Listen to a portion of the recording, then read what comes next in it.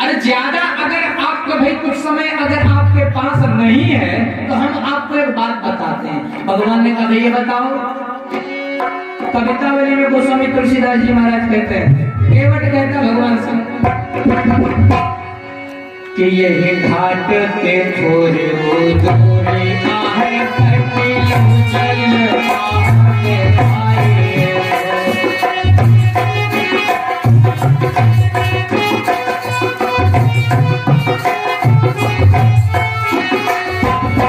भगवान से कहता है यही घाट के थोड़ी दूरी आहे कटिलो जल थाल दिखाई।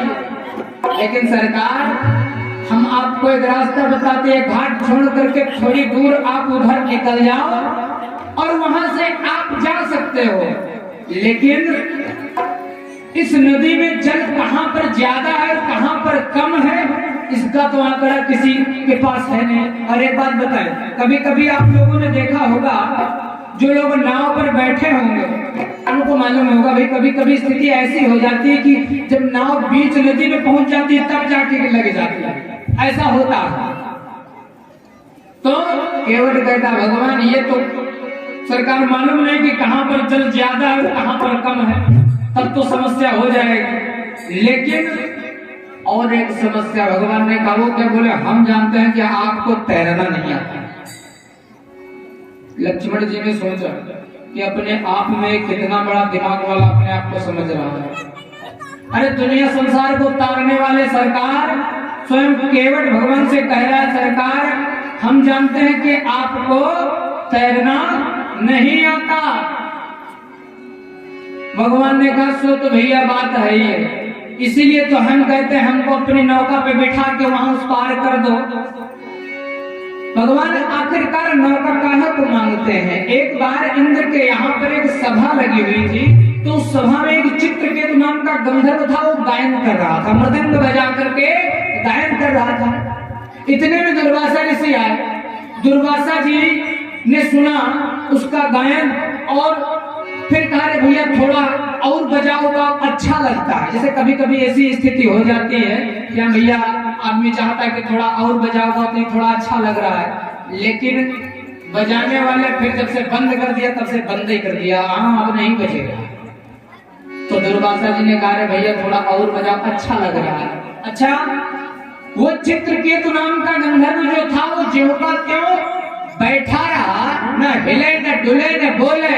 दुर्वासा जी ने श्राप दे दिया जा तू जड़ हो जा, तू तो जड़ की तरीके से हो, न हिल रहा है न डुल रहा है न ही कुछ बोल रहा है।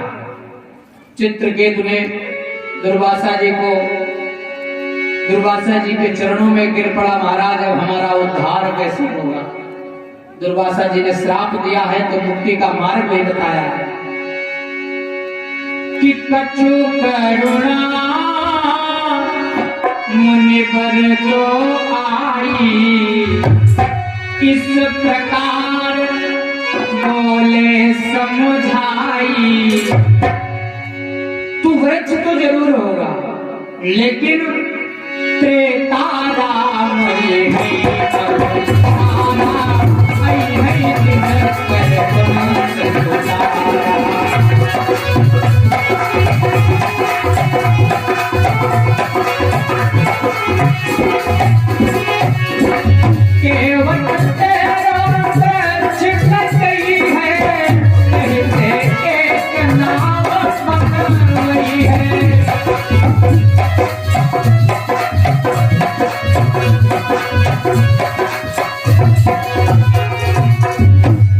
धीरे धीरे जब त्रेता आएगा तू वृक्ष तो जरूर होगा, मगर तेरे शरीर से तेरी लकड़ी से एक नाव बनेगी। और धीरे धीरे जब राम जी वनवासी होंगे, केवट तेरो वृक्ष कटई है, कहते एक नाव बनवई है, सो डारे गंगा की धारा, पथिक सकल जन उतर ही पारा। और जब राम जी आएंगे तुम्हारे यहाँ पर, तो राम जी के चरणों का जैसे ही तुमसे स्पर्श होगा तुम्हारा उद्धार हो जाएगा। कि तिनके पद तल परिहै जब ही कोई उद्धार जाए से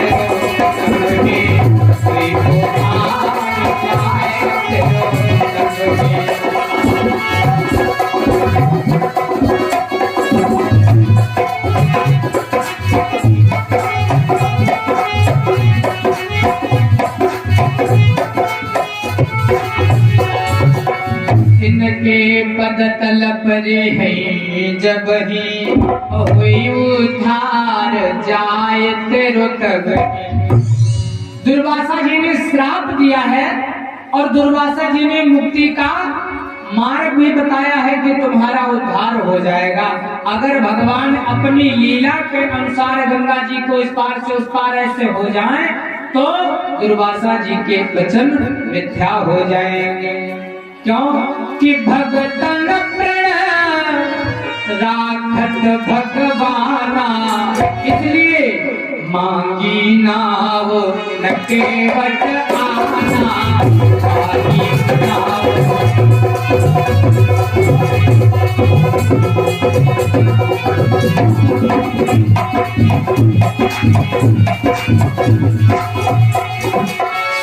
भगतन प्रण राखत भगवाना, अपने भक्तों का मान स्वयं खुद की मर्यादा रहे या ना रहे कोई फर्क नहीं पड़ता सरकार पर, लेकिन अगर सरकार ऐसा नहीं करेंगे तो दुर्वासा जी के वचन मिथ्या हो जाएंगे। इसलिए केवट से कहते हैं भैया केवट हमको उस पार जाना है। अरे दुनिया संसार जिसे पुकारती है आज वो केवट को पुकार रहा है कि राम पुकारत केवट ही करत न सो कछु काम, और जग टेरत सो मोहि अब टेरत प्रभाव।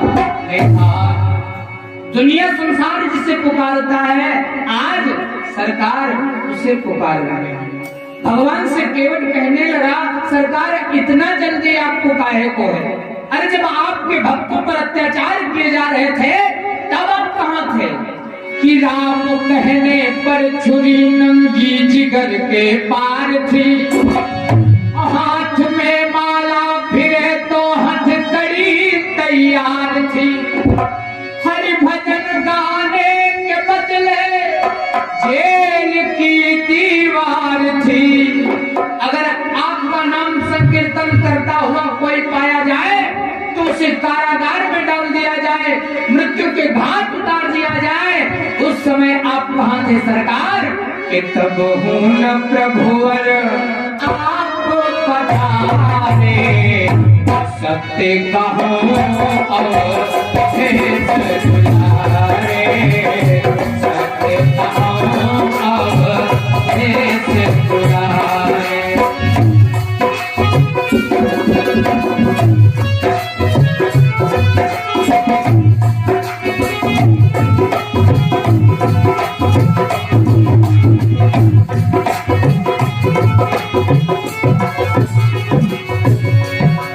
केवट भगवान से कहता है सरकार कि आज लगे हो हाथ हमारे, ले हो कि आज लगे हो हाथ हमारे, सुनो ध्यान दे बैन हमारे, कि यही विधि जब बदला ले हम पाछे पार तुम्हें करते हम।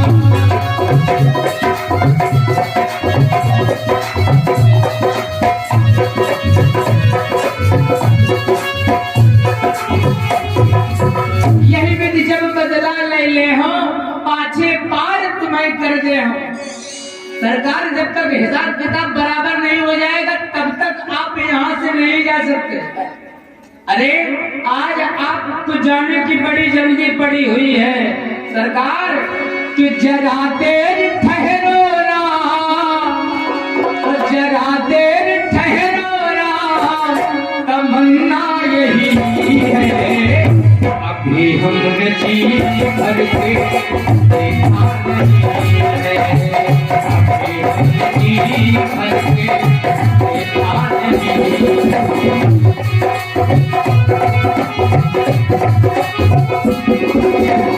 जरा देर ठहरो राम हो, जरा देर ठहरो राम, तमन्ना यही है कि हमने जी भर के देखा नहीं भर के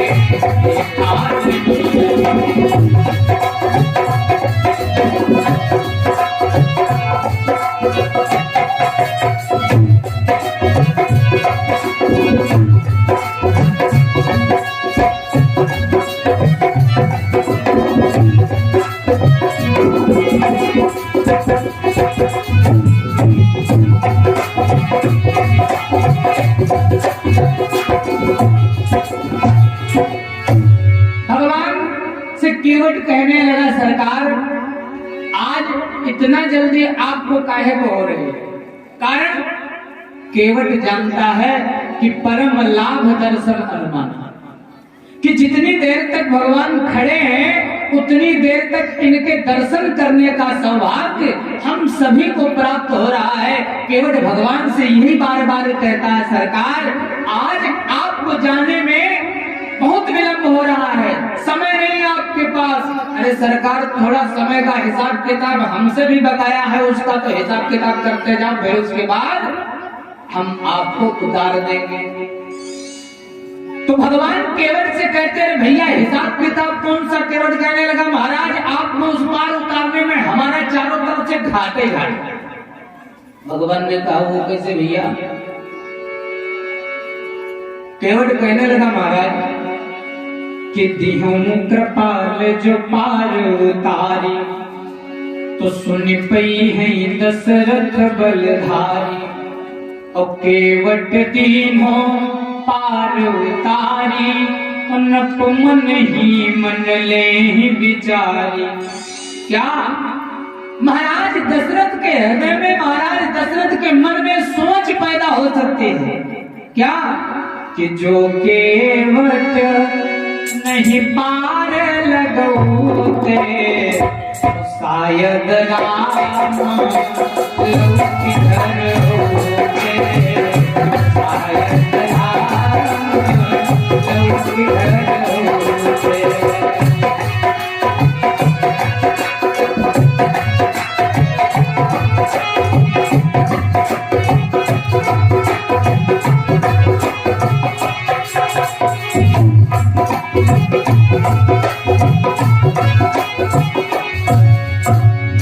कि जो केवट नहीं पार लगौते, तो शायद राम लौटी घर आउते।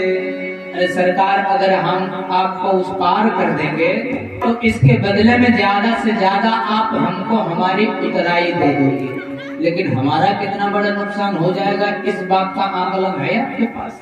भगवान ने कहा, भैया तुम्हारा क्या नुकसान होगा? केवट कहता, महाराज कि तुम उतराई दे हो एक छोटी, और चली जाए लरिकन की रोटी। इसलिए सरकार अब भी कुछ बिगड़ा नहीं है, आप वापस लौट जाइए। अरे ज्यादा से ज्यादा आप मुझे उतराई दे सकते हो, जो हमने मेहनत करके आपको उस पार ले जाने में जो हम आपकी मदद करेंगे, उसके बदले में आप मुझे उसका प्रतिफल दे सकते हो। लेकिन हमारा तो सरकार धंधे चौपट हो जाएगा। केवट भगवान से कहने लगा, सरकार इतनी बड़ी समस्या है, अब बताओ हम क्या कर सकते हैं? केवट से भगवान कहने लगे, भैया समस्या तो तुम्हारी बड़ी अटपटी है। अरे तुमका ना हजम हो रही कथा है। गुरु गोविंद भगवान की जय हो, बंदी छोर बाबा की जय हो। भगवान केवट से कहते हैं, भैया हमें विलंब हो रहा है उस पार जाने में, और जितनी ही देर आप करोगे वो अच्छा, तुम्हारी जो भी इच्छा है वो स्पष्टवत आप मुझसे कहिए। केवट कहने लगा, महाराज हमारी कोई ज्यादा इच्छा नहीं है आपसे। क्यों? जब तक हम आपके चरणों का परीक्षण नहीं करेंगे तब तक आपको हम अपनी नौका पर नहीं बैठाएंगे। भगवान ने कहा, क्यों? केवट कहने लगा, महाराज कि पद रजनाथ शिला पर डाली, बनी नारी वैकुंठ सिधारी। आपके पैरों में, आपके चरणों में स्त्री बना आपत्ति बड़ी भयानक है। ये समस्या बड़ी अटपटी है। अरे ये घर में है तो उसे भरपेट भोजन नहीं दे पाता। भाई जब पत्थर नारी बन गया, केवट कहता हाथ जोड़ करके सरकार, वहां पर तो पत्थर था और यहाँ पर कि काठई की है नाव हमारी और जलमा परी सो जर्जर भारी। अरे जब पत्थर को देर नहीं लगी स्त्री बनने में तो महाराज ये तो लकड़ी है, बहुत ही पत्थर से कमजोर होती तो 1 सेकंड से ज्यादा नहीं लगेगा स्त्री बनने में। और अगर कहीं दुर्भाग्यवश 2 स्त्रियां हो गई, क्योंकि एक तो घर में है, दूसरी अनाउटफिट हो ही जाएगी। तब हमने सुना है कि न पवता न पाद दुई नारी और रोवती ध्रुव गए बनहि से धारी। कारण कि रोजी ठप प्रिया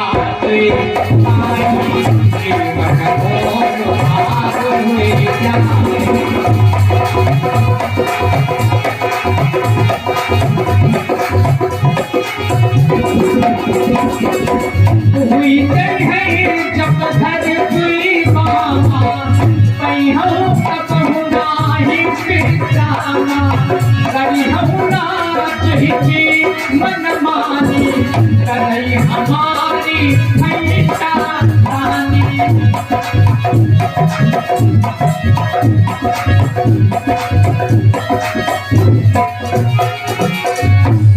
सरकार अगर आप मेरी बात को समझने का प्रयास करते हो तो हम इससे आगे कुछ ना कहें, क्योंकि ये स्त्री बनाने वाला रोग है। जब तक हम इसका परीक्षण नहीं करेंगे तब तक आपको नौका पर नहीं बैठाएंगे, क्योंकि जिनके 2 स्त्रियां हैं उनसे हाल चाल जाकर के पूछ लो कि कैसा माहौल, भाई क्या हाल चाल है, तो देखो अपना हाल कितना विस्तार से आपको बताते हैं क्या हमारा हाल क्या है। जिनके 2 पत्नियां, इतिहास कहता है, केवट ने कहा महाराज एक बात कहो हम लेकिन दे रही थी। भगवान ने कहा है, बोले स्त्रियों का मामला सरकार बड़ा खराब होता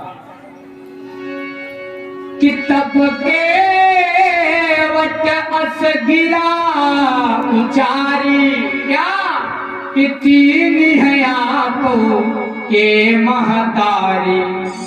भगवान ने कहा तो क्या हुआ? केवट कहने लगा महाराज कि सब कुछ कहो तब केवट बैना नाथ फुले अब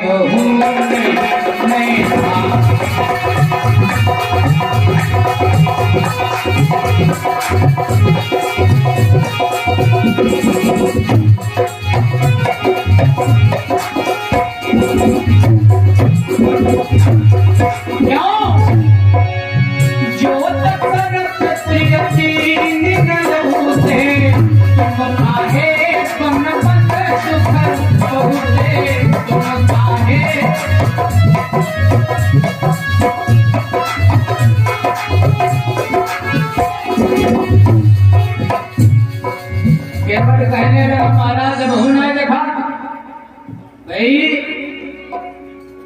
कम से कम अब तो आपको बोध होना चाहिए। अरे आपसे कुछ छुपा तो है नहीं, लेकिन क्या अगर आपके 3 माताएं नहीं होती तो क्या आप यहाँ इस जंगल में आते? ये स्त्रियों का मामला सरकार बड़ा खराब होता है। एक महाशय थे, उनके 2 पत्नियां थी,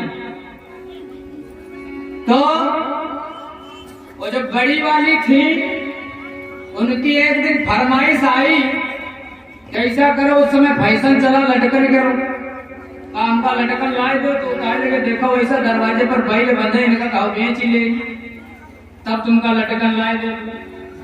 कहा कोई बात नहीं, इनका बेच हमका लटकन लाए दो। काहे? बोले जब फैशन ही निकल जाए तब फिर फायदा कर।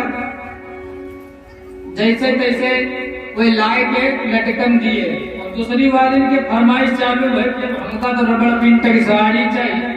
अब बताओ कहाँ दिलावे? नहीं तेरे कोई बाजार है ही नहीं, तो कहाँ दूर से चले, कहाँ चले, राजधानी चली। भाई उस समय का मामला कुछ दूसरे हिसाब का था। ये 2 स्त्रियों का मामला, कारण तो बेचारे घर से निकले, भाई गल्ला रख लिया खोपड़ी पे कि 10 क्वास गाँव ते संग है, बाबूजी ते जाय के बोलन पुट्टी कट देओ लखनऊ का, यो लोग जरा गठरी बोलन।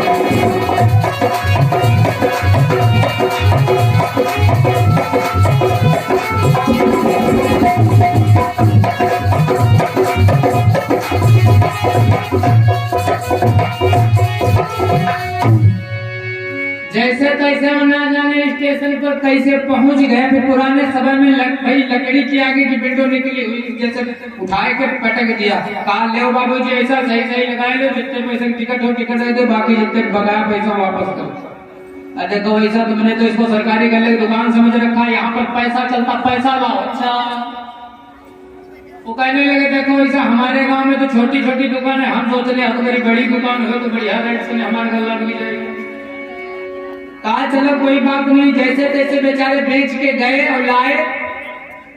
फिर उसके बाद बाबूजी का फोन बजा, पता लगा गाड़ी 2 घंटा लेट। तो तब तक वो महाशय आ गए, कहने लगे बाबूजी एक बात बताओ, पूछो यह गाड़ी कैसी हो? बोले तुमने अभी गाड़ी को देखा नहीं? हाँ नहीं देखा। तो बाबूजी पहचान बताते हैं कि गाड़ी कैसी हो, कि मुहते फक फक फक धुआं उड़े, काले रंग की होती गाड़ी, जब आवई कैसे चढ़ी बैठो, जैसे चलती जुर्माना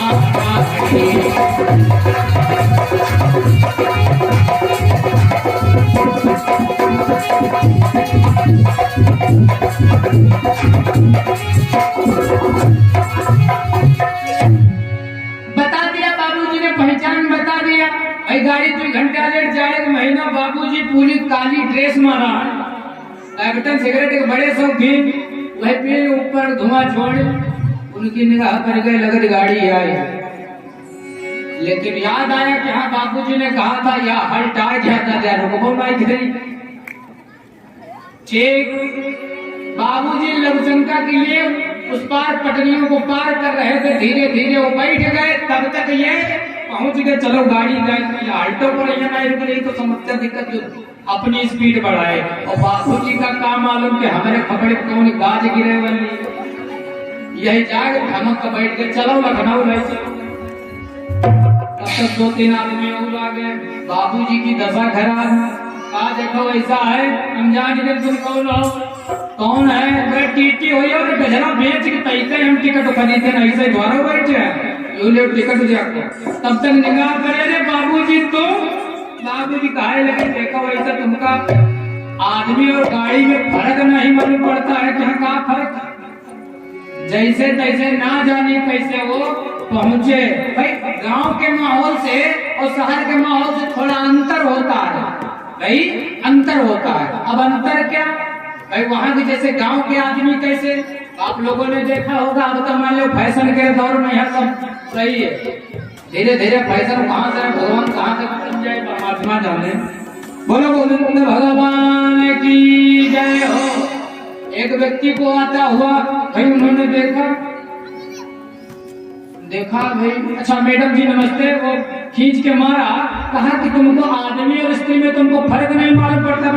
कहा देखो ऐसा हमारे गांव में जो हम आदमी जितने हैं सबके बड़ी बड़ी मूछें हैं, तुम्हारे तो मूछों से कुछ हो नहीं, तो हम जाने भ्रम होगा। देखो एक बात बताइए, उस समय की बात, आज के समय की बात बता मैं आपको। अरे और तो और भैया हम खुद ही नहीं समझ पाए कि ये देवी जी है या धर्म बाबा, हम नहीं जान पाए। कारण भाई थोड़ी देर के लिए हम यही जो आपके यहाँ टेढ़ी पुलिया, यहाँ से बैठे रिक्शा के लिए, रिक्शा पर बैठे पहुंच गए मुंशी पुलिया हरिहर नगर गए। अब वो रास्ता खराब, साथ में एक देवी जी बैठ गए, उम्र में हमसे ज्यादा थी, हम जान नहीं पाए क्या देवी जी गलती होगी। भाई रास्ते रिक्शा जब चले रास्ता खराब, तो कभी इधर हम कभी उधर, तो उन्होंने कहा ठीक से बैठो। तो हमने कहा अंकल जी ऐसा जब रास्ता खराब है तो हम क्या करें? बोले हम तुमको अंकल जी मालूम पड़े। हमने मन में सोचा चलो कोई बात नहीं, हम 2 दिन पहले तो आए, 2 दिन सारा मामला अंकल जी कह दियो तो ज्यादा ठीक है। लेकिन फिर थोड़ी दूर और बढ़े तो फिर यही दिक्कत, दद्दू देखो वही सा है। जब रास्ता खराब तो हम क्या करें, रिक्शा वाला रिक्शा रोक दे, रुक जाओ, रोक दे। बोले पंडित जी ध्यान नहीं पाए, हम कहें भैया जब बताइयो तब तो। बोले हाँ ये देवी जी, हम कहें ये 20 रुपया तुम जाओ, हम दूसरे रिक्शा दे। कहने का मतलब आज समय ऐसा हो गया है कि तो समझ ही नहीं पाओगे कि हाँ वास्तविकता क्या है। बोलो गोविंद भगवान की।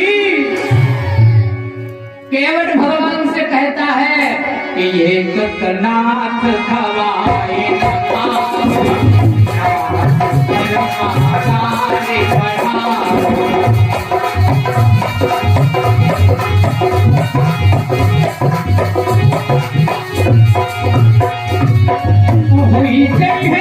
जब धरे सुई बामा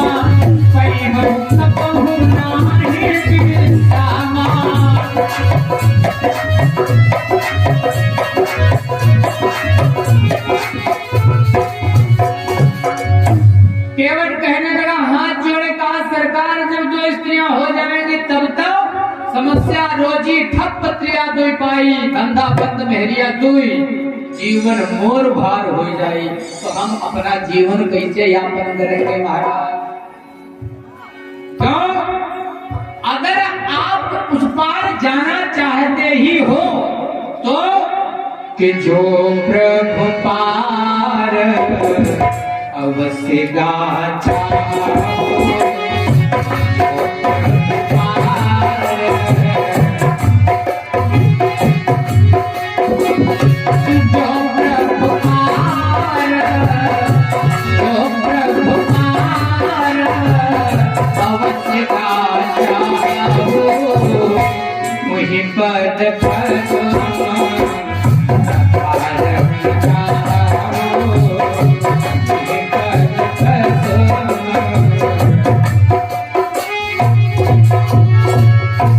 केवट भगवान से कहता है सरकार अगर आप उस पार जाना ही चाहते हो तो जब तक आप अपने चरणों को प्रक्षालने की अनुमति नहीं दोगे, जब तक आपके चरणों को प्रक्षालित नहीं करूंगा तब तक हम आपको उस पार नहीं ले जाएंगे।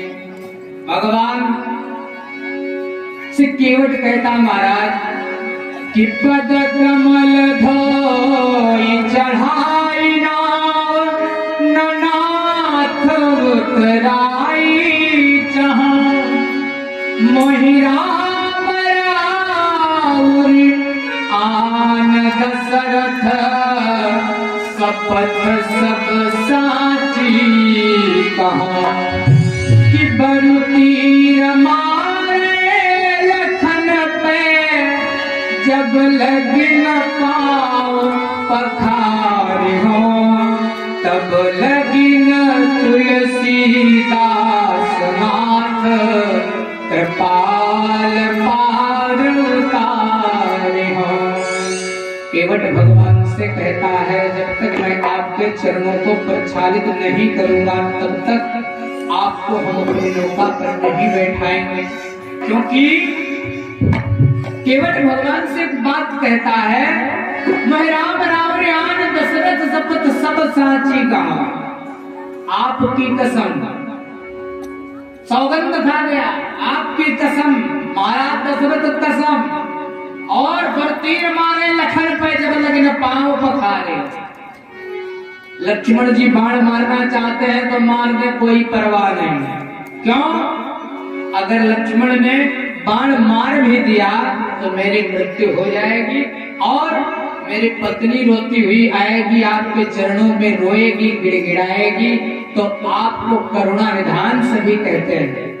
इसलिए आपको रुकना ही पड़ेगा, कम से कम आप मेरा दाह संस्कार तो करवाएंगे। भाई दाह संस्कार के 3 दिन तक बाद में शरीर अशुद्ध रहता, तब तक आप यहाँ से जा नहीं सकते। लक्ष्मण जी ने सोचा कि हम बात तो सही कह रहा है भाई, अगर जो इसको मार भी दो तब भी क्यों, बात अलग की हो गई। पर तीर मारे लखन पे, क्योंकि बार बार लक्ष्मण जी के प्रति, क्योंकि लक्ष्मण जी थोड़ा उग्र स्वभाव के, भाई कहने के लिए लक्ष्मण जी महाराज, जो उनका स्वभाव है लक्ष्मण जी का वो अलग है और राम जी का अलग है। लेकिन बात यह है कि कुल काय मान था रोम रोम होठों पर मंद हंसी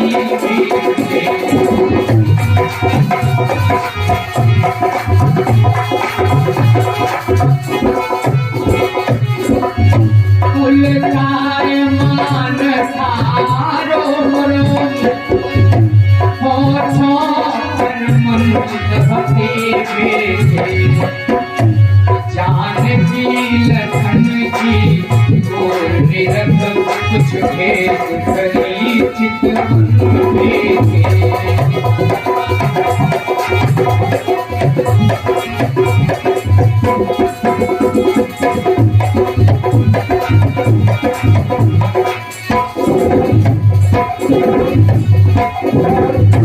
कि जानकी लखन की ओर निरख कुछ भेद भरी चितवन भी। सुनि केवट के बैन प्रेम लपेटे। भगवान जब से अयोध्या से निकले हैं तब से सरकार के चेहरे पर मुस्कान नहीं आई है। अयोध्या से जब से निकले हैं तब से राम जी के चेहरे पर मुस्कान नहीं आई है। और केवट ने जब ये कहा, आपकी कसम, आपके पिता दशरथ कसम, लक्ष्मण जी बाण भरैया मार दे, कोई परवाह ना, तो राम जी इन शब्दों को सुन करके उनके चेहरे मुस्कान आई। माता जानकी मन ही मन केवट की बड़ाई कर रहे हैं। कितना बड़ा भाग्य है केवट, कितना धन्य है केवट, जिसके शब्दों के प्रभाव से आज सरकार के चेहरे पर थोड़ा मुस्कान तो देखने को मिली। केवट के वचन जो प्रेम से पूर्ण है मगर अटपटे हैं। और जानकी जी की ओर, लक्ष्मण जी की ओर भगवान श्री राघवेंद्र सरकार देखते हैं। और इसके भी पीछे तथ्य, भाई एक संत कहते हैं आखिरकार सरकार ने क्यों देखा, क्योंकि लक्ष्मण जी का एक नियम था, जब तक राम जी की चरण सेवा नहीं कर लेते थे तब तक कोई दूसरा कार्य नहीं करते थे। और जब से जानकी जी का विवाह हो गया, जानकी जी से अवध आई, लक्ष्मण जी जब चरण सेवा करने के लिए पुनः पहुंचे राम जी के पास, तो जानकी जी ने लक्ष्मण जी को देखा, कहा देखो भैया लक्ष्मण ऐसा है, जब तक मैं यहाँ पर नहीं थी तब तक इन चरणों पर तुम्हारा अधिकार था, और मैं अब यहाँ पर आ गई हूँ तो इन चरणों पर अब मेरा अधिकार है। तो लक्ष्मण जी ने राम जी से कहा, सरकार तो क्या मेरा अधिकार नहीं? बोले हाँ है, क्यों नहीं? जानकी जी कहती तो क्या मेरा अधिकार नहीं? हाँ तुम्हारा भी है। अब राम जी किसके पक्ष में बैठे और किसके विपक्ष में बैठे, अब ये तो निर्णय लेना असंभव हो गया। लक्ष्मण जी ने उसी दिन से अन्न जल त्याग दिया। और एक दिन राम जी लक्ष्मण जी से पूछने लगे, क्यों भाई उदास काहे को रहते हो, कारण क्या है? लक्ष्मण जी ने राम जी से कहा, सरकार जब तक मैं आपकी चरण सेवा नहीं कर लेता तब तक मैं कोई दूसरा कार्य नहीं करता हूँ, ये मेरा प्रण है। तो राम जी ने लक्ष्मण जी से कहा, देखो ऐसा है, कुछ समय बाद होली का पर्व आने वाला है, और उस होली के पर्व में तुम बधाई के तौर पर अपनी भाभी से कुछ भी मांग लो, जो संकेत कर दिया। अब बधाई के उपलक्ष्य में लक्ष्मण जी ने जानकी जी से राम जी की चरण सेवा मांग ली। और जब चरण सेवा मांगी तो जानकी जी गिरी बेहोश हो गई। भाई दुनिया के वैद्य डॉक्टर हकीम आए मगर कोई फायदा नहीं। राम जी के पास दौड़ते हुए लक्ष्मण जी आए, कहा सरकार गजब हो गया, माता जी तो बेहोश हो गई। तो राम जी ने फिर कहा, तुमने बात ही ऐसी कह दी थी तो अब जाकर के कह दो, परेशान मत हो, आज से एक चरण तुम्हारा और एक चरण हमारा। लक्ष्मण जी गए, जानकी जी से निवेदन करते हैं कि माता जी परेशान होने की कोई जरूरत नहीं, आज से एक चरण आपका और एक चरण हमारा। मानो भगवान जानकी जी की और लक्ष्मण जी की ओर इसलिए देख रहे हैं कि हाँ पैर धुलवाएं, चरण धुलवाएं या ना धुलवाएं। जानकी जी ने तो अनुमति दे दी, लक्ष्मण जी ने भी अनुमति दे दी कि हाँ चरण धुलवाओ। केवट बड़ा प्रसन्न हो गया कि अथे आनंद उमगे अनुरागा चरण सरोज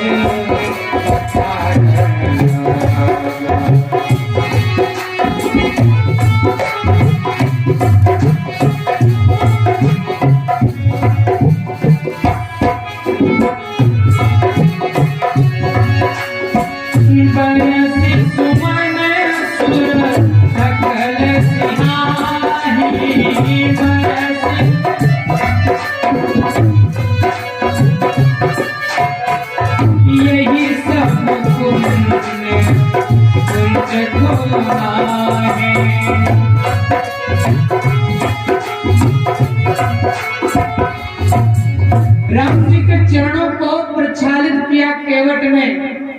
देखो भगवान का अगर एक भक्त हो गया वंश खानदान परिवार में, तो पूरे खानदान परिवार जितने भी पूर्वज मृत्यु को प्राप्त हो गए सबकी मुक्ति का मार्ग प्रशस्त करता है। अगर कुल खानदान में एक हो जाए, स्वयं तो केवट ने अपना जीवन स्वर्ग बनाया ही, और साथ ही साथ में कि पद पखारी जलपान करी आप सहित परिवार, स्वयं चरणामृत पान कराया और पूरे परिवार को भी चरणामृत पान कराया, और पितर पार कर अपने पूर्वजों का उद्धार करवाया। फिर भगवान को उस पार ले जाता है। बोलो गोविंद भगवान की जय हो। पद पखार जलपान करे आप सहित परिवार, पितर पार कर प्रभु हे पुने मुदित गयो ले पार, मुदित गयो ले पार। बोले राघवेंद्र सरकार की, भक्तवत्सल भगवान की जय हो। बोलो श्री राम जय राम जय जय राम।